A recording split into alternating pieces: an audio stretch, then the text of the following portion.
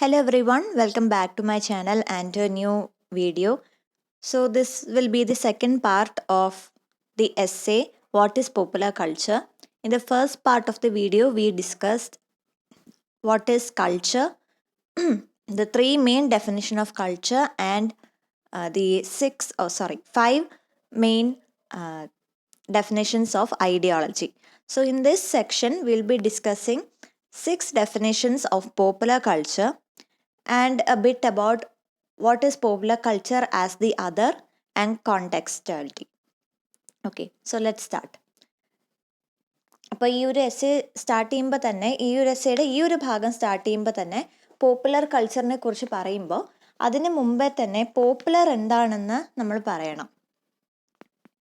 So again Raymond Williams suggest 4 current meanings to the word popular. ആദ്യത്തെ meaning എന്ന് പറയുന്നത് well liked by many people. നമ്മൾ കൂടുതലും ഉപയോഗിക്കുന്ന ഒരു മീനിങ് ഇതാണ്, ഒരുപാട് പേര് ഇഷ്ടപ്പെടുന്ന എന്താണോ അതിന് നമ്മൾ പോപ്പുലർ എന്ന് വിളിക്കുന്നു. രണ്ടാമത്തെ കാര്യം ഇൻഫീരിയർ കൈൻഡ് ഓഫ് വർക്ക്, ഒരു കുറച്ച് ഇൻഫീരിയർ ആയിട്ടുള്ള കാര്യങ്ങൾ എന്താണോ അതിനെ പോപ്പുലർ എന്ന് വിളിക്കാറുണ്ട്.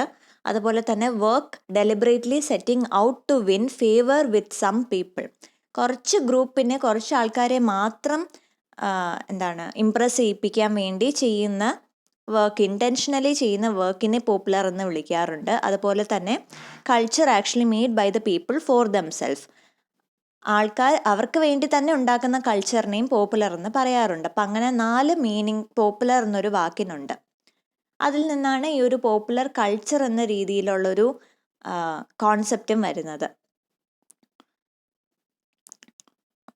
Okay, so the history of culture theory's engagement with popular culture is therefore a history of the different ways in which the two terms popular and culture have been connected by theoretical labor within particular historical and social context.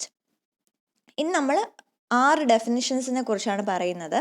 First definition എന്ന് പറയുന്നത് popular culture is simply culture that is widely favored or widely liked by many people.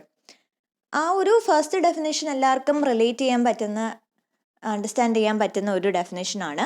നമ്മളിപ്പോഴും ഉപയോഗിക്കുന്നത് popular culture എന്ന് പറയുമ്പോൾ നമ്മൾ ഏറ്റവും കൂടുതൽ ആലോചിക്കുന്നതും ഈ ഒരു ഫസ്റ്റ് ഡെഫിനേഷൻ വെച്ചിട്ടാണ്. എത്ര ആൾക്കാർ ഇഷ്ടപ്പെടുന്നോ അത്രമാത്രം പോപ്പുലർ ആയിരിക്കും ഒരു വർക്ക് എന്ന് പറയുന്നത്. അതിപ്പോൾ മൂവി ആകാം, TV ഷോ ആകാം, ഒരു ബുക്കാകാം, നോവലാകാം, എനിത്തിങ് ആൻഡ് എവറിത്തിങ്. ഒരുപാട് ആൾക്കാർ ഇഷ്ടപ്പെടുന്നതാണ്, ഒരുപാട് ആൾക്കാർ ഫേവർ ചെയ്യുന്നതാണ്, അപ്രീഷിയേറ്റ് ചെയ്യുന്നതാണെങ്കിൽ അത് പോപ്പുലർ കൾച്ചറിൻ്റെ ഭാഗമായി വരുന്നു. And so that is the first and foremost definition of the concept of popular culture. Second way of defining popular culture is to suggest that it is the culture that is left after what we have decided what is high culture. Second definition വന്നിട്ട് high culture അല്ലാത്തത് എന്താണോ അതാണ് popular culture എന്ന രീതിയിലുള്ളൊരു ഡെഫിനേഷനാണ്. അപ്പോൾ law കൾച്ചറിനെയാണ് അത് signify ചെയ്യുന്നത്. Again inferior kind of വർക്കിനെയാണ് ഇവിടെ ഈ ഒരു സെക്കൻഡ് ഡെഫിനേഷനിൽ പോപ്പുലർ കൾച്ചർ കൊണ്ട് ഉദ്ദേശിക്കുന്നത്. അതായത് ഹൈ കൾച്ചർ എന്ന് സൊസൈറ്റി പറഞ്ഞിട്ടുള്ള കുറച്ച് സ്റ്റാൻഡേർഡ്സ് ഉണ്ട്. ഹൈ കൾച്ചർ ആകുമ്പോൾ ഇന്ന കാര്യങ്ങൾ വേണമെന്നുള്ളത്. ആ ഒരു സ്റ്റാൻഡേർഡിൽ പെടാത്തത് ഏതൊക്കെയാണോ, ഏതൊക്കെ വർക്ക്സ് ആണോ അതെല്ലാം തന്നെ ഈ ഒരു പോപ്പുലർ കൾച്ചർ എന്ന രീതിയിൽ, ഒരു ഇൻഫീരിയർ കൈൻഡ് ഓഫ് വർക്ക് എന്ന രീതിയിൽ ഉൾപ്പെടുത്താൻ പറ്റുമെന്നാണ് പറയുന്നത്. അപ്പോൾ അതിനെക്കുറിച്ച് വരുന്ന ഒരു എക്സാമ്പിളാണ് ഈ ഒരു ഹൈ കൾച്ചർ ലോ കൾച്ചർ എന്നുള്ള രീതിയിലുള്ളൊരു ഡിവിഷൻ തന്നെ. കാരണം അഗെയിൻ അതിൻ്റെ ഡിവിഷൻ്റെ എക്സാമ്പിൾ എന്താണ്? ഹൈ കൾച്ചർ എന്ന് പറയുന്നത് പലപ്പോഴും നമുക്കറിയാൻ പറ്റും ഈ കഥകളി, അതുപോലെ തന്നെ മോഹിനിയാട്ടം, കച്ചേരി, അതുപോലെ തന്നെ വെസ്റ്റേൺ ഇതിലേക്ക് വരികയാണെങ്കിൽ opera and concerts like that.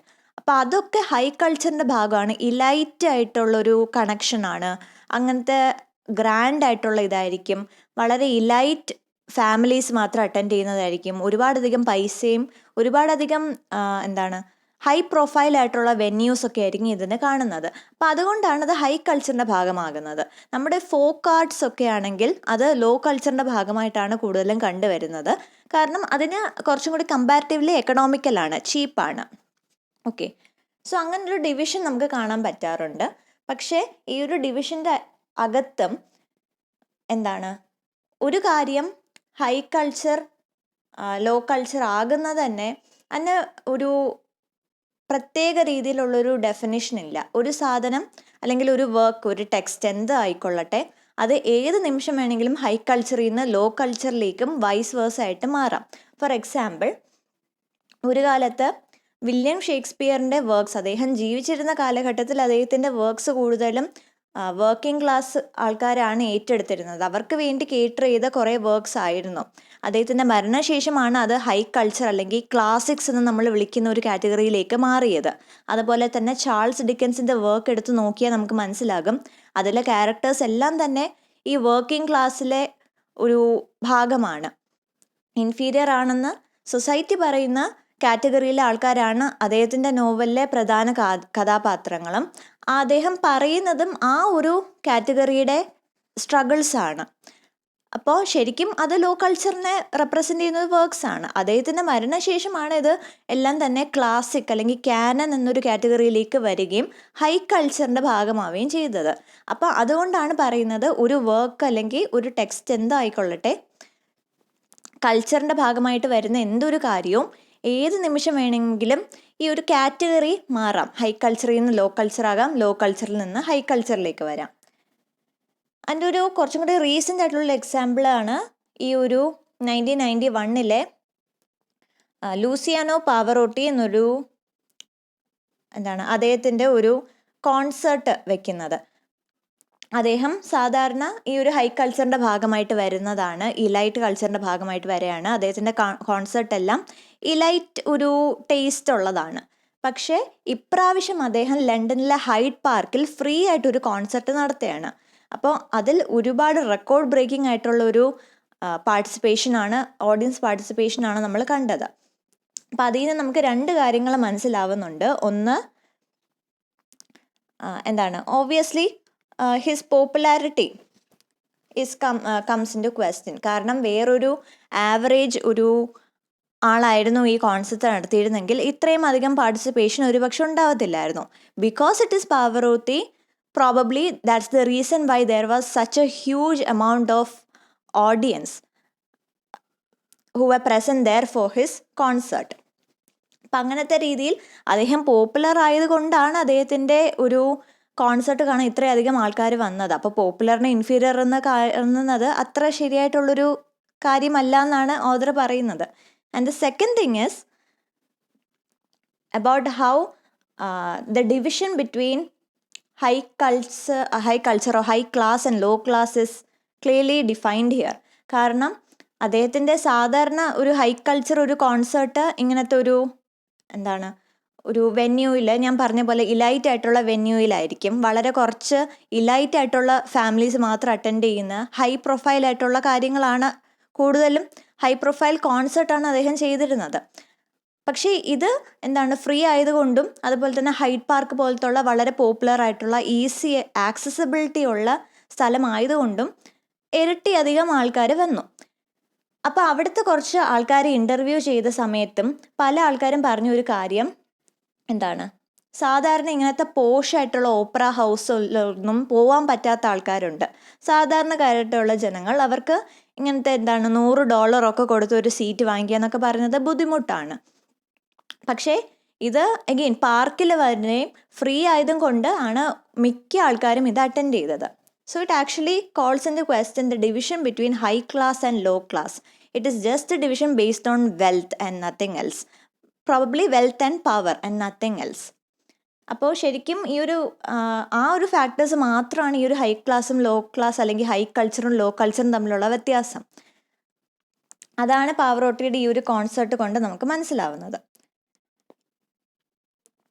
Another point is that something is said to be good because it is popular. At the same time, it can be said to be bad for the very same reason. അതായത് popular culture എടുത്ത് നോക്കുമ്പോൾ തന്നെ ഇപ്പോൾ ഒരു ആർട്ടിസ്റ്റിൻ്റെ work നമുക്ക് എടുത്ത് നോക്കാം. ഒരു ആക്ടർ അല്ലെങ്കിൽ ആക്ട്രസിൻ്റെ വർക്ക് നമുക്ക് എടുത്ത് നോക്കുമ്പോൾ ആ ഒരു ആക്ട്രസ് ചെയ്ത അല്ലെങ്കിൽ ആക്ടർ ചെയ്ത ഒരു ഫിലിം നമുക്ക് ഇഷ്ടപ്പെടാൻ കാരണം അത് പോപ്പുലർ ആയതുകൊണ്ടാണ്. അതേസമയം തന്നെ ഒരുപക്ഷെ ഇതേ ആക്ടർ അല്ലെങ്കിൽ ആക്ട്രസ് ചെയ്ത വേറൊരു സിനിമ നമുക്ക് ഇഷ്ടപ്പെടണമെന്നില്ല. എഗെയിൻ അത് പോപ്പുലർ ആയതുകൊണ്ടാണ് നമുക്ക് ഇഷ്ടപ്പെടാത്തതും. കാരണം പോപ്പുലർ ആകുന്നത് മാത്രമേ നമ്മുടെ അടുത്തേക്ക് എത്തത്തുള്ളൂ. ഇൻ ദ സെൻസ് പോപ്പുലർ ആയതുകൊണ്ടാണ് കൂടുതൽ പ്രൊമോഷൻ അതിന് കിട്ടുന്നത്, കൂടുതൽ ആൾക്കാർ അതിനെക്കുറിച്ച് സംസാരിക്കുന്നത്, കൂടുതൽ ആൾക്കാർ ആ സിനിമ കാണുന്നത്, റിവ്യൂ ഇടുന്നത്. അപ്പോൾ അങ്ങനെയാണ് കൂടുതൽ ആൾക്കാരും ഒരു പെർട്ടിക്കുലർ സിനിമയാണെങ്കിലും ഒരു നോവലാണെങ്കിലും ഒരു TV ഷോ ആണെങ്കിലും ഒക്കെ, അല്ലെങ്കിൽ പ്രോഡക്റ്റോ സർവീസ് എന്തോ ആയിക്കൊള്ളട്ടെ, കൂടുതൽ ആൾക്കാരിലേക്ക് എത്തുന്നത് ഈ ഒരു പാർട്ടിസിപ്പേഷൻ കാരണമാണ്. സോ ഒരു കാര്യം പോപ്പുലർ ആണെന്ന് പറയുമ്പോൾ അതെപ്പോഴും നല്ലതായിരിക്കണം അല്ലെങ്കിൽ എപ്പോഴും മോശമായിരിക്കണം എന്ന് പറയാൻ പറ്റില്ല. It can be good or bad based on a number of factors, but the judgment comes because it is popular, because people get to know about that certain movie or text or whatever because it is popular, because it is made available for a mass audience. Okay,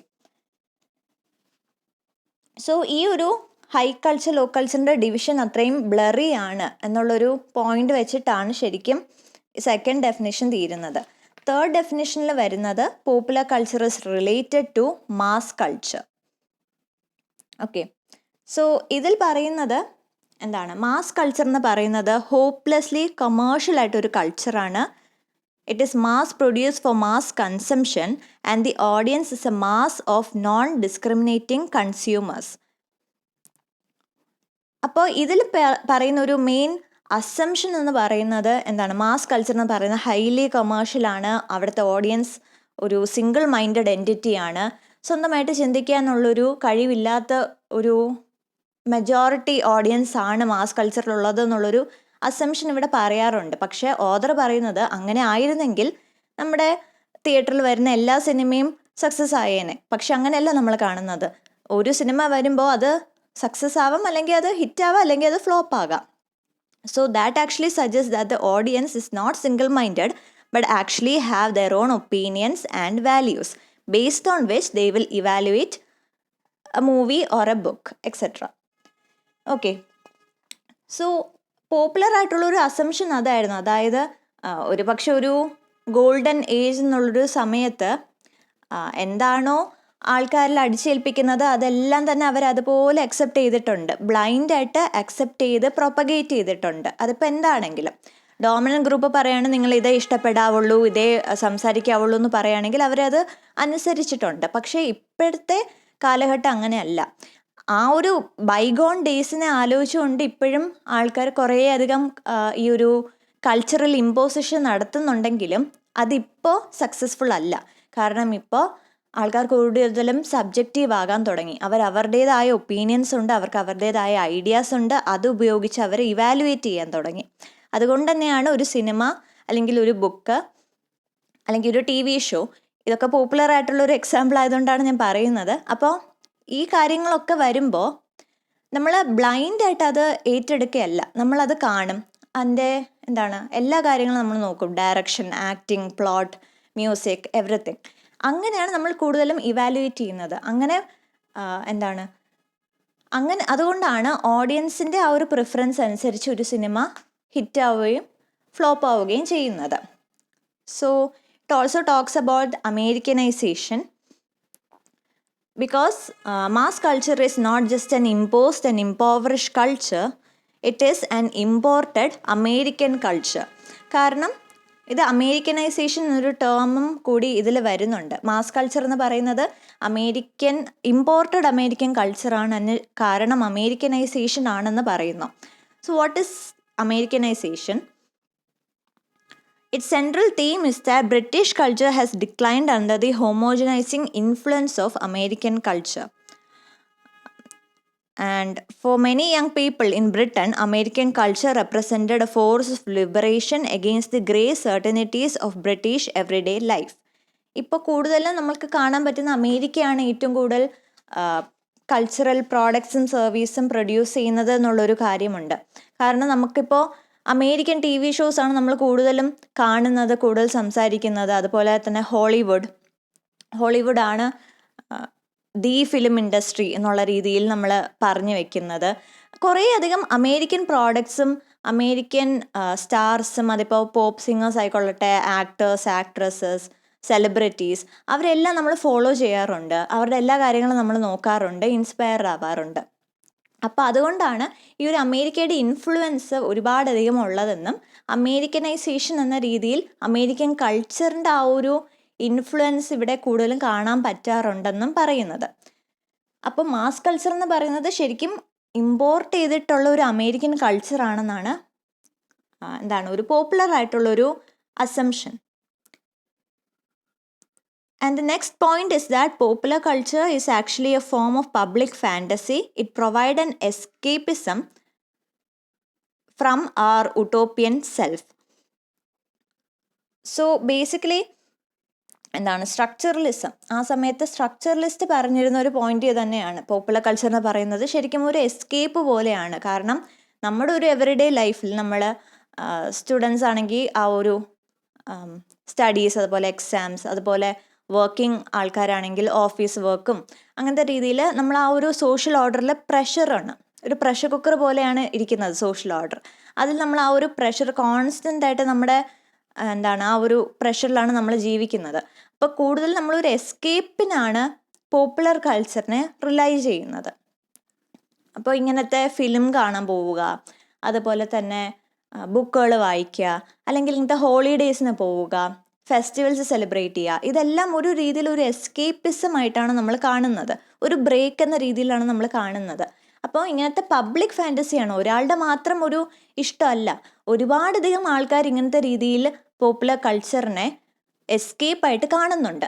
again that is one of the reason why it is called mass culture. കാരണം ഒരുപാട് ആൾക്കാർ കാണുന്ന ഒരു ഫാൻറ്റസിയാണ്, അല്ലെങ്കിൽ ഒരുപാട് ആൾക്കാർ relate ചെയ്യാൻ പറ്റുന്ന ഒരു കാര്യമാണ് ഈ ഒരു എസ്കേപ്പ് എന്ന് പറയുന്നത്. So that's also another reason why popular culture is mass culture. അപ്പോൾ ഈ ഒരു പോയിന്റാണ് സ്ട്രക്ചറലിസം പറയുന്നത്. That is seeing readers as specific reading position. നമ്മൾ ആദ്യം പറഞ്ഞൊരു ഐഡിയ ഉണ്ടല്ലോ, അതായത് റീഡേഴ്സിനെ പാസീവായിട്ട് കാണുക, ഒരു രീതിയിലും കോൺട്രഡിക്ഷൻ വരത്തില്ല, അല്ലെങ്കിൽ ഒരു രീതിയിലും സബ്ജക്റ്റിവിറ്റി വരത്തില്ല എന്നുള്ള രീതിയിൽ റീഡേഴ്സിനെ കാണുക എന്നുള്ളൊരു ഐഡിയയാണ് സ്ട്രക്ചറലിസം പറഞ്ഞു വെച്ചിരുന്നത്. അതിനെല്ലാം കൗണ്ടർ ചെയ്തുകൊണ്ട് പോസ്റ്റ് സ്ട്രക്ചറലിസം വന്നിട്ടുണ്ടായിരുന്നു. നേരെ തിരിച്ചാണ് പറഞ്ഞത്. കുറച്ചും കൂടി റീഡേഴ്സിന് സബ്ജക്റ്റിവിറ്റി ഉണ്ട്, സ്വന്തമായിട്ടുള്ളൊരു ഒപ്പീനിയനിലൂടെ ഒരു കാര്യം ഇവാലുവേറ്റ് ചെയ്യാൻ ആൾക്കാർക്ക് പറ്റുമെന്നുള്ള രീതിയിൽ പോസ്റ്റ് സ്ട്രക്ചറലിസം വന്നു. സോ അങ്ങനത്തെ രീതിയിലൊരു കോൺട്രഡിക്ഷൻ വെച്ചിട്ടാണ് തേർഡ് ഡെഫിനേഷൻ തീരുന്നത്. Now the fourth definition is that popular culture is the culture that originates from the people. അതായത് പോപ്പുലർ കൾച്ചർ എന്ന് പറയുന്നത് പീപ്പിൾസ് കൾച്ചർ ആണെന്നതാണ് ഫോർത്ത് ഡെഫിനേഷൻ. അപ്പോൾ ആദ്യം നമ്മൾ പറഞ്ഞു, മുമ്പത്തെ ഡെഫിനേഷൻ നമ്മൾ പറഞ്ഞത് എല്ലാവരിലും മാസ് കൾച്ചർ എന്ന് പറയുമ്പോൾ അടിച്ചേൽപ്പിക്കുന്നു, കുറേ ആൾക്കാരെ നിങ്ങളിതേ ഇഷ്ടപ്പെടാവൂ, നിങ്ങളിതേ കാണാവൂ എന്നുള്ള രീതിയിൽ അടിച്ചേൽപ്പിക്കുന്നു എന്ന് നമ്മൾ പറഞ്ഞായിരുന്നു. അതിനെ കോൺട്രഡിക്റ്റ് ചെയ്തുകൊണ്ട് വന്നൊരു ഡെഫിനേഷനാണ് popular culture as people's culture. It indicates that it should be seen as an authentic culture of the people. Example, folk culture. That is a culture of the people for the people. ഇതിൽ വരുന്ന main issue എന്ന് പറയുന്നത് popular culture people's culture ആണെന്ന് പറയുമ്പോൾ ആരാണ് ഈ people എന്നത് ഇവിടെ ഡിഫൈൻ ചെയ്ത് വെക്കുന്നില്ല. എന്തായാലും ലോകത്തുള്ള എല്ലാവരെയും ഈ ഒരു പീപ്പിൾ എന്ന കാറ്റഗറിയിൽ ഇൻക്ലൂഡ് ചെയ്യുന്നില്ല. വി നോ ദാറ്റ് ഒരുപാടധികം ഹെജമണി, ഒരുപാടധികം ഡിഫറൻസിയേഷനും ഉണ്ട്. അപ്പോൾ പീപ്പിൾസ് കൾച്ചർ എന്ന് പറയുമ്പോൾ പോലും ശരിക്കും who are these people that they are thinking of, ആ ഒരു ക്വസ്റ്റ്യൻ ഇവിടെ ആൻസർ ഇല്ല. അതുപോലെ തന്നെ പോപ്പുലർ കൾച്ചർ കമേഴ്ഷ്യൽ അല്ല എന്നുള്ള രീതിയിൽ, അല്ലെങ്കിൽ കമേഴ്ഷ്യൽ നേച്ചറിനെ ഇവിടെ കൺസിഡറേറ്റ് ചെയ്യുന്നില്ല. Again that is not true. നമുക്കറിയാം പോപ്പുലർ കൾച്ചർ എന്ന് പറയുമ്പോൾ എല്ലാ കാര്യങ്ങളും, even entertainment and art for that matter, എല്ലാ കാര്യവും കമേഴ്ഷ്യലൈസ്ഡ് ആണ്. ബിസിനസ് മൈൻഡിൽ പ്രോഫിറ്റ് ജനറേഷൻ ആണ് മെയിൻ ആയിട്ടുള്ളൊരു ഗോൾ. പക്ഷെ ആ ഒരു പോയിന്റ് ഈ ഒരു ഡെഫിനേഷനിൽ ഇൻക്ലൂഡ് ചെയ്യുന്നില്ല. And that is the main point in this definition. Because എൻ്റെ എക്സാമ്പിൾ ആയിട്ട് ലെവീസ് ജീൻസിനെ പറയുന്നത്, television commercials for Levi jeans are mass culture, music of the Jam, which is a band, is popular culture defined as oppositional culture of the people. So the only way these two could meet is that Jam would be selling out. That's the only way Levy would use that music for its product. So this is a example of hegemony which will be discussed in the next definition. Okay, so basically ഇതാണ് idea എന്ന് പറയുന്നത്. People's culture എന്ന് പറയുമ്പോൾ ആരാണ് people എന്ന് പറയുന്നില്ല, മാത്രമല്ല ഇത് കമേഴ്ഷ്യലൈസ്ഡ് ആണെന്നുള്ളൊരു ഫാക്റ്റ് അവർ കൺസിഡർ ചെയ്യുന്നില്ല. പക്ഷെ നമുക്ക് രണ്ട് ഒരു സ്റ്റേറ്റ്മെൻറ്റ് നമുക്ക് റിഫ്യൂട്ട് ചെയ്യാൻ പറ്റും. ഒന്ന്, നമുക്കറിയാം ഇതിൻ്റെ അകത്തൊരു ഹെജമണി ഉണ്ട്. അതായത് നമ്മളിപ്പോൾ എക്സാമ്പിൾ പറഞ്ഞ പോലെ തന്നെ ലെവി ജീൻസ് ജാമിൻ്റെ മ്യൂസിക് ഒരിക്കലും എടുക്കത്തില്ല. അത് സെൽ ഔട്ട് ആയാൽ മാത്രമേ അത് എടുക്കത്തുള്ളൂ. കാരണം അവിടെ ഒരു എന്താണ്, ജാമിൻ്റെ മ്യൂസിക് ആൾക്കാർക്ക് വേണ്ടിയുള്ളതല്ല, അല്ലെങ്കിൽ it's not part of the mass culture എന്ന രീതിയിൽ ഒരു ഹെജമണി അവിടെയുണ്ട്, ഒരു പ്രെജുഡിസ് അവിടെയുണ്ട്. അപ്പോൾ ആ ഒരു പ്രെജുഡിസുമാണ് ഫസ്റ്റ് എക്സാമ്പിൾ പറയുന്നത്. പീപ്പിൾ എന്ന് പറയുമ്പോൾ എല്ലാവരെയും അല്ല ഇൻക്ലൂഡ് ചെയ്യുന്നത്, കുറച്ച് ആൾക്കാരെ മാത്രമാണ് ഇൻക്ലൂഡ് ചെയ്യുന്നതെന്ന് നമുക്കറിയാം. അതുപോലെ തന്നെ ഇത് കമേഴ്ഷ്യലൈസ്ഡ് ആണ്, പ്രോഫിറ്റ് ജനറേഷൻ ആണ് ഏതൊരു കൾച്ചറിൻ്റെയും ഫസ്റ്റ് ഗോൾ എന്നും നമുക്കറിയാം. അതിനുശേഷം മാത്രമേ ഉള്ളൂ അതിൻ്റെ യൂസർ വാല്യൂവും എൻ്റർടൈൻമെൻറ്റും എല്ലാം തന്നെ. അപ്പോൾ അതിൽ നിന്നാണ് നെക്സ്റ്റ് ഡെഫിനേഷനിലേക്ക് വരുന്നത്. That is Gramsci's concept of hegemony. Here popular culture is seen as a site of struggle between resistance of subordinate group and the forces of incorporation operating in the interest of the dominant group. അപ്പോൾ ഇതിൽ നിന്ന്, ഈ ഹെജമണിയിൽ നിന്നാണ് fifth definition തുടങ്ങുന്നത്. Popular culture എന്ന് പറയുന്നത് ഈ അടിച്ചേൽപ്പിക്കുന്ന dominant ഗ്രൂപ്പിൻ്റെ ഒരു നേച്ചറും അതുപോലെ തന്നെ അത് റെസിസ്റ്റ് ചെയ്യാൻ നോക്കുന്ന സബ്വേഴ്സീവ് ഗ്രൂപ്പിൻ്റെ ഒരു നേച്ചറും തമ്മിലുള്ളൊരു സ്ട്രഗിളാണ് പോപ്പുലർ കൾച്ചർ എന്നാണ് പറയുന്നത്. കാരണം ഒരു കാലഘട്ടത്തിൽ ഡോമിനൻറ്റ് ഗ്രൂപ്പ് എന്താണോ പറയുന്നത് അത് ബ്ലൈൻഡായിട്ട് വിശ്വസിച്ചിരുന്ന ആൾക്കാരുണ്ടായിരുന്നു, വീക്കായിട്ടുള്ള സബ്വേഴ്സീവ് എന്നവർ വിളിക്കുന്ന ഗ്രൂപ്പ്. പക്ഷെ ഇപ്പം അങ്ങനെയല്ല, റെസിസ്റ്റൻസ് ഉണ്ട്. അവർക്ക് എന്താണ് തെറ്റായിട്ട് തോന്നുന്നത് അവരെന്നെ പ്രൊട്ടസ്റ്റ് ചെയ്യും, എന്നെ റെസിസ്റ്റ് ചെയ്യും. അപ്പോൾ ഈ ഒരു കോൺട്രഡിക്ഷൻ അവിടെ വരും. ഒരാൾ ഇമ്പോസ് ചെയ്യാൻ നോക്കുന്നു, മറ്റേ കൂട്ടർ ഒപ്പോസ് ചെയ്യാൻ നോക്കുന്നു. അപ്പോൾ അതിൽ ഇടയിൽ വരുന്ന ഒരു സ്ട്രഗിളാണ് പോപ്പുലർ കൾച്ചർ എന്നാണ് ഇവിടെ പറയുന്നത്. It is called a compromise equilibrium balance that is mostly weighed in the interest of the powerful. കാരണം എത്രമാത്രം സ്ട്രഗിൾ ചെയ്താലും അൾട്ടിമേറ്റ്ലി ഒരു പവർ ഈ ഒരു ഡോമിനൻറ്റ് ഗ്രൂപ്പിനുള്ളത് കൊണ്ട് തന്നെ അതിനെ കുറച്ചും കൂടി വെയ് ചെയ്തുകൊണ്ടായിരിക്കും ഈ ഒരു കോംപ്രമൈസ് ഉണ്ടെങ്കിൽ തന്നെ അത് ഡോമിനൻറ്റ് ഗ്രൂപ്പിനെ ഫേവർ ചെയ്യുന്ന കോംപ്രമൈസ് ആയിരിക്കും. അതാണ് ഉദ്ദേശിക്കുന്നത്. And it is said that this process is historical. It has been going on for a long time, but it is also synchronic. Example, ഒരു കാലത്ത് ഈ ഒരു സീസൈഡ് ഹോളിഡേയ്സ് ഒക്കെ ഒരു അരിസ്റ്റോക്രാറ്റിക് ഇവൻ്റ് മാത്രമായിരുന്നു. പക്ഷെ ഇപ്പം അങ്ങനെയല്ല. ഇപ്പം അതൊരു എല്ലാവർക്കും ചെയ്യാൻ പറ്റുന്ന ഒരു രീതിയിൽ അത് മാറി. അതുപോലെ തന്നെ ഫിലിം നോയറൊക്കെ ഒരു കാലത്ത് ഈ ഒരു ഫിലിം നോയേഴ്സൊക്കെ അരിസ്റ്റോക്രാറ്റിന് മാത്രമുള്ളൊരു കാര്യമായിരുന്നു, ഹൈ കൾച്ചറിൻ്റെ ഭാഗമായിരുന്ന ഒരു സംഭവമായിരുന്നു. പക്ഷെ ഇപ്പം അങ്ങനെയല്ല. It is available for everyone, it is accessible for everyone. അപ്പം അങ്ങനത്തെ രീതിയിൽ നമ്മൾ നേരത്തെ പറഞ്ഞ പോലെ തന്നെ ഹൈ കൾച്ചർ ലോ കൾച്ചർ തമ്മിലുള്ളൊരു ഡിവിഷൻ ഉണ്ടായിരുന്നു. പക്ഷെ ഇപ്പം ആ ഒരു ഡിവിഷൻ കൂടുതലും ഇല്ലാതാവുകയാണ്. അപ്പം അതുകൊണ്ടാണ് പറയുന്നത് ഈ ഒരു കോംപ്രമൈസ് ഇക്വിലിബ്രിയം എന്ന് പറയുന്നത് ഹിസ്റ്റോറിക്കൽ ആണെന്ന് മാത്രമല്ല സിങ്ക്രോണിക് ആണ്. ഏത് നിമിഷവും ഈ ഒരു ഡിവിഷൻ ഇല്ലാതാകാം. ഹൈ കൾച്ചറായിട്ട് നമ്മൾ കണ്ടിരുന്ന പല കാര്യങ്ങളും ഇപ്പോൾ എല്ലാവർക്കും ആക്സസിബിൾ ആണ്, ലോ കൾച്ചറിലേക്ക് വരുന്നുണ്ട്. അതുപോലെ തന്നെ ലോ കൾച്ചറാണ് നമ്മൾ വിശ്വസിച്ചിരുന്ന പല കാര്യങ്ങളും ഇപ്പോൾ ഹൈ കൾച്ചറിൻ്റെ ഭാഗമാണ്. Examples R classics like Shakespeare and Charles Dickens novels. And he also says that this hegemony is present in many things like ethnicity, race, gender, generation, sexuality, disability, etc. And again we can see this compromise equilibrium there as well. കാരണം ഒരു എന്താണ് പേട്രിയാർക്കിയുടെ ഒരു resistance ആയിട്ടാണ്, ഇമ്പോസിഷൻ്റെ ഒരു resistance ആയിട്ടാണ് feminism വന്നത്, feminist ടെക്സ്റ്റുകൾ വന്നത്. അതുപോലെ തന്നെ എന്താണ് പല ഒരു എക്സാമ്പിൾസ് ഇവിടെ പറയുന്നുണ്ട്. ബേസിക്കലി ഇവർ ഉദ്ദേശിക്കുന്നത് ഒരു കാലത്ത് ഡോമിനൻ്റ് ഗ്രൂപ്പ് പവർഫുൾ ആയിരുന്ന സമയത്ത് അവർ ഒരുപാട് കാര്യങ്ങൾ ഇമ്പോസ് ചെയ്തിട്ടുണ്ട്. ഒരു ലിറ്ററേച്ചർ നമുക്ക് എക്സാമ്പിൾ എടുക്കാൻ പറ്റും. ഡിസ്കോഴ്സ് ആണെങ്കിലും മെയിൻ സ്ട്രീം എല്ലാം തന്നെ ഡോമിനൻ്റ് പറയുന്ന കാര്യങ്ങൾ മാത്രമായിരുന്നു പറഞ്ഞിരുന്നത്. പക്ഷെ അതിനെ ഒപ്പോസ് ചെയ്തുകൊണ്ട് ഇപ്പോൾ ഒരുപാടധികം റീഡിങ്സ് ഉണ്ട്. We have Dalit readings that talk about the Dalit lives. We have the feminist reading that talks about women perspective. We have the theory of deconstruction. ആ ഡീകൺസ്ട്രക്ഷൻ്റെ ഭാഗമായിട്ടാണ് ഈ കാര്യങ്ങളെല്ലാം തന്നെ വരുന്നത്.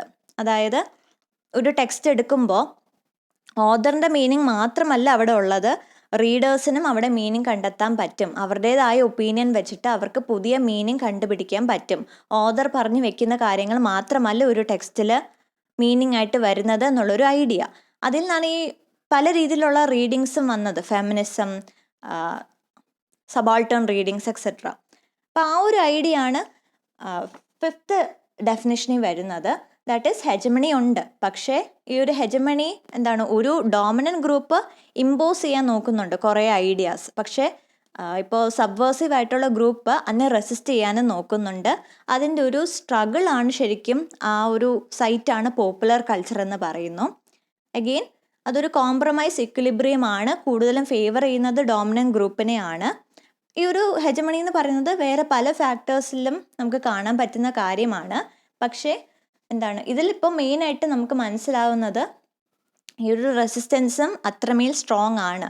ഡീകൺസ്ട്രക്ഷൻ പോലുള്ള തിയറി വെച്ചിട്ട് ഒരു വ്യൂവർ അല്ലെങ്കിൽ ഒരു റീഡറിനും പവർ ഉണ്ട് എന്നുള്ള രീതിയിലൊരു ഐഡിയാസ് ഇപ്പോൾ വരുന്നുണ്ട്.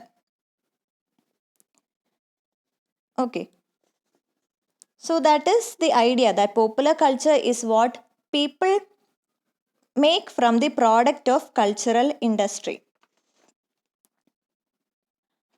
And the last and final definition of popular culture is based on postmodernism. ഇതിൽ പറയുന്നത് എന്താണ്, ഹൈ കൾച്ചർ ലോ കൾച്ചർ തമ്മിലുള്ള ഡിവിഷൻ ശരിക്കും പോസ്റ്റ് മോഡേണിസം എത്തിയപ്പോഴേക്കും ശരിക്കും ഇല്ലാതായി. അവിടെ ഒരു ഡിവിഷനേ ഇല്ല. നേരത്തെ എത്രമാത്രം ഓബ്വിയസ് ആയിരുന്നോ പിന്നെ ബ്ലർ ആകാൻ തുടങ്ങി. പോസ്റ്റ് മോഡേണിസം എത്തിയപ്പോഴേക്കും ശരിക്കും അങ്ങനെ ഒരു ഡിവിഷനേ ഇല്ലെന്നുള്ള രീതിയിലാണ് നമുക്ക് കാണാൻ പറ്റുന്നത്. കാരണം ഇപ്പോൾ കഥകളി പോലത്തുള്ള, മോഹിനിയാട്ടം പോലത്തുള്ള ആർട്ട് ഫോംസ് നമ്മളെല്ലാവരും അറ്റൻഡ് ചെയ്യുന്നുണ്ട്. നമുക്കത് മനസ്സിലാകുന്നുണ്ടോ ഇല്ലയോ എന്നുള്ളത് that's A question for another thing.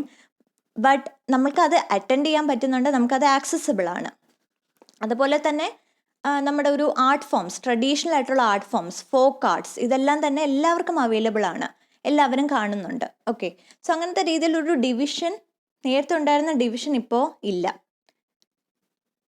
അതുകൊണ്ട് തന്നെ ഇലൈറ്റിസം എന്ന് പറയുന്നത് മാറാൻ തുടങ്ങി എന്ന് നമുക്ക് പറയാൻ പറ്റും.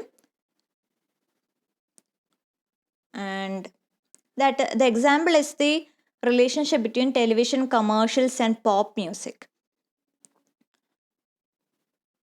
പിന്നെ പറയുന്നത് ശരിക്കും ഈ ഒരു ഡെഫിനിഷനിൽ പറയുന്നത് പോപ്പുലർ കൾച്ചർ എന്ന് പറയുന്നത് ഇൻഡസ്ട്രിയലൈസേഷനും ഏർബനൈസേഷനും ശേഷം വന്നൊരു ഫിനോമിനൻ ആണെന്നാണ്. അതാണ് സിക്സ്ത് ഡെഫിനേഷൻ. അതിൻ്റെ എക്സാമ്പിൾ പറയുകയാണെങ്കിൽ ബ്രിട്ടൻ ആണ് നമ്മൾ എടുത്ത് പറയുന്നത്.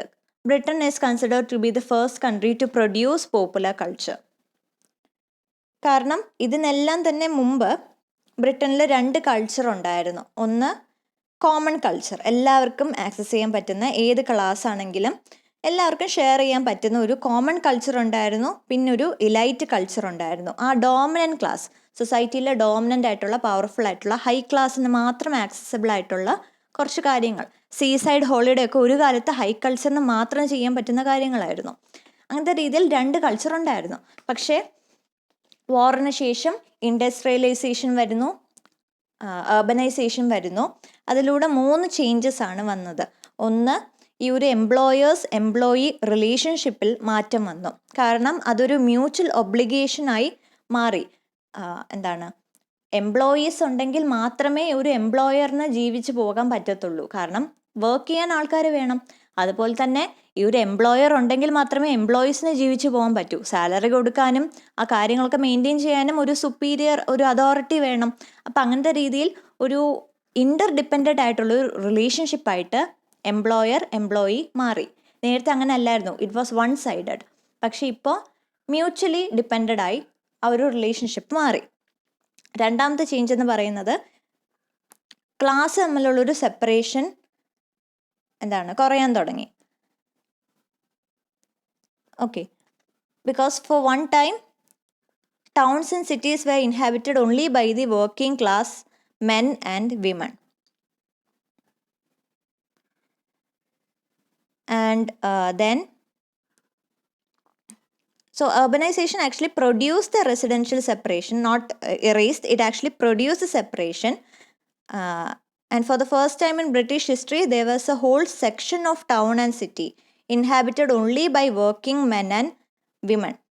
കാരണം നേരത്തെ അങ്ങനെ അല്ലായിരുന്നു. ടൗൺ സിറ്റി എന്ന് പറയുമ്പോൾ ഹൈ ക്ലാസ് ആൾക്കാർക്ക് മാത്രം ഉള്ളൊരു കാര്യമായിരുന്നു. ഇപ്പോൾ കൂടുതലും ഒരു സെക്ഷൻ തന്നെ വർക്കിംഗ് ക്ലാസ് ആൾക്കാർക്ക് വേണ്ടി മാറ്റി വെച്ചു. അങ്ങനത്തെ രീതിയിൽ ഒരു റെസിഡൻഷ്യൽ സെപ്പറേഷൻ ഈ ഒരു ഇൻഡസ്ട്രിയലൈസേഷൻ അല്ലെങ്കിൽ അർബനൈസേഷൻ കൊണ്ടുണ്ടായി.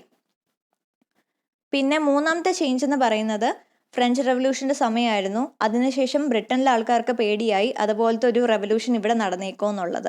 അപ്പോൾ അതുകൊണ്ട് ആൾക്കാരെ അനുനയിപ്പിക്കാൻ വേണ്ടി ഗവൺമെൻറ് തന്നെ ഒരുപാടധികം റിപ്രസീവ് മെഷേഴ്സ് എടുത്തു. അതേപോലെ തന്നെ കുറച്ച് useful in A very vague sense measures എടുത്തിരുന്നു. കൂടുതലും റിപ്രസീവ് ആയിട്ടുള്ളൊരു മെഷേഴ്സാണ് അവർ കൂടുതലും എടുത്തിരുന്നത്. കാരണം ഫ്രഞ്ച് റെവല്യൂഷൻ പോലത്തുള്ളൊരു കാര്യം ഇവിടെ നടന്നാൽ ബ്രിട്ടന് ഫ്രാൻസിൻ്റെ അവസ്ഥ വരുമെന്ന് മനസ്സിലായതുകൊണ്ട് അവർ റാഡിക്കലിസത്തിനെ മാറ്റാൻ വേണ്ടി, അതിനെ ഡിഫീറ്റ് ചെയ്യാൻ വേണ്ടി ഒരുപാടധികം മെഷേഴ്സ് എടുത്തു. സോ ഈ ഒരു പൊളിറ്റിക്കൽ റാഡിക്കലിസം, അതുപോലെ ട്രേഡ് യൂണിയൻ, ഇതെല്ലാം തന്നെ കംപ്ലീറ്റ് ആയിട്ട് ഡിസ്ട്രോയ് ചെയ്തില്ലെങ്കിലും അതിനെ കൂടുതലും മറച്ചു വെക്കാനുള്ളൊരു മെഷേഴ്സാണ് അവർ ചെയ്തത്. ദേ